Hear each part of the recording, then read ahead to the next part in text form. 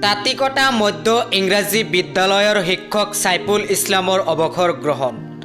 লাহৰীঘাট শিক্ষাখণ্ডৰ অন্তৰ্গত তাঁতিকটা মধ্য ইংৰাজী বিদ্যালয়ৰ সহকাৰী শিক্ষক ছাইফুল ইছলামৰ আজি এক গাম্ভীৰ্যপূৰ্ণ আৰু আৱেগিক পৰিৱেশত অৱসৰী সম্বৰ্ধনা অনুষ্ঠান অনুষ্ঠিত কৰা হয়। দীঘলীয়া শিক্ষকতা জীৱনত বিদ্যালয়খনৰ শিক্ষাৰ ক্ষেত্ৰত গুৰুত্বপূৰ্ণ অৱদান আগবঢ়োৱা শিক্ষক গৰাকীক সন্মান জনাবলৈ বিদ্যালয় চৌহদত এক বিশেষ অনুষ্ঠানৰ আয়োজন কৰা হৈছিল। অনুষ্ঠানত মুখ্য অতিথি হিচাপে উপস্থিত থাকে লাহৰীঘাট সমজিলা আয়ুক্ত শিল্পী কলিতা। তেওঁ নিজৰ ভাষণত শিক্ষক ছাইফুল ইছলামৰ নিষ্ঠা, সততা আৰু ছাত্ৰ ছাত্ৰীৰ প্ৰতি থকা আন্তৰিকতাৰ কথা উল্লেখ কৰি সমাজ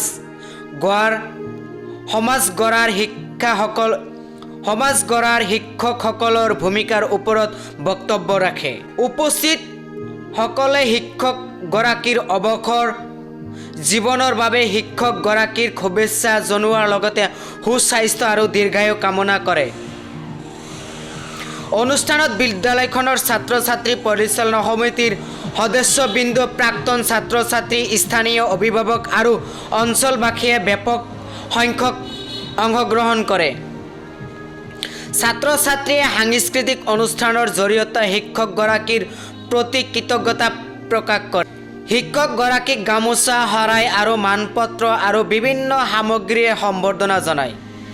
ইয়াৰ উপৰিও আজি বিদ্যালয়খনৰ অষ্টম শ্ৰেণীৰ ছাত্ৰ ছাত্ৰীসকলকো আনুষ্ঠানিকভাৱে বিদায় জনোৱা হয়।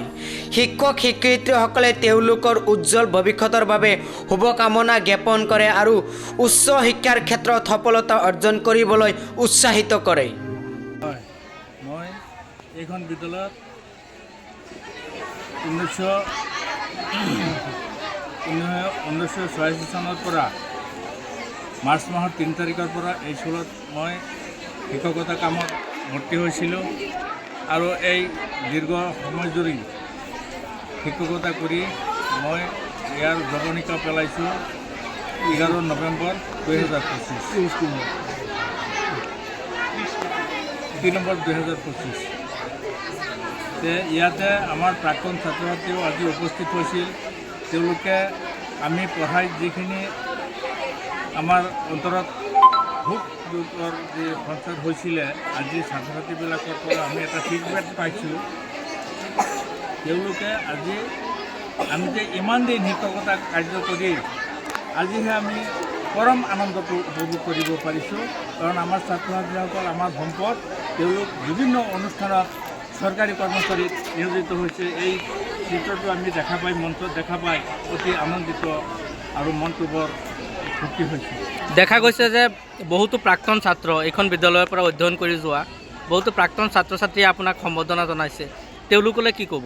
হয়, প্ৰাক্তন ছাত্ৰ ছাত্ৰী যিখিনি আছিলে, আমি তাহানিৰ যুগৰ পৰাই আমি এই ছাত্ৰ ছাত্ৰীসকলৰ মংগলৰ উদ্দেশ্যে আমি বৃত্তিমূলক শিক্ষা প্ৰদান কৰাৰ কাৰণে আমি এই ছাত্ৰ ছাত্ৰীসকলক ঘৰুৱাভাৱে শিক্ষা ৰেচিডেঞ্চিয়েল আমি 15 দিন 1 মাহলৈকে আমি আমাৰ শিক্ষকসকলে অনবৰত তেওঁলোকক আমি দিনে ৰাতিয়ে আমাৰ ঘৰত ৰাখি তেওঁলোকক অধ্যয়নত আমি ভৰ্তি হৈছিলোঁ আৰু তেওঁলোকে যাতে বৃত্তিমুখী হয়, তেওঁলোকে যাতে আমাৰ এই অনুষ্ঠানটোত সুনাম কঢ়িয়াই আনে, তাৰ উদ্দেশ্যে আমি ছাত্ৰ ছাত্ৰীখিনিক নিজৰ ঘৰত ৰাখি আমি আলপৈচান ধৰিছিলোঁ আৰু সেইখিনিত আমি ফলপ্ৰসূ হৈছিলোঁ।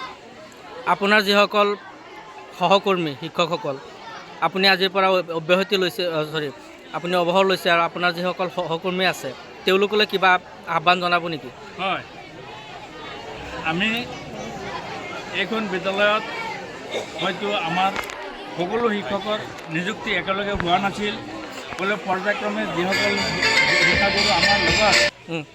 শিক্ষাগুৰু আমাৰ লগত তেওঁৰ কৰ্মজীৱন য'তেই আৰম্ভ হৈছে আৰু আমাৰ লগত তাৰমানে মোৰ লগত অতিবাহিত হোৱা যিখিনি দিন আমি বহুত সুখে শান্তি, মোক বহুত শ্ৰদ্ধা ভক্তি সন্মান সহকাৰে তেওঁলোকৰ লগত আমি এই সময়খিনি দীৰ্ঘকালীন সময়খিনি অতিবাহিত কৰিছোঁ। কিন্তু তেওঁলোকৰ পৰা আচাৰ ব্যৱহাৰ সন্মান যথেষ্ট লাভ কৰিছোঁ আৰু তেওঁলোকৰ লগত এটা কোনো দিনেই কোনো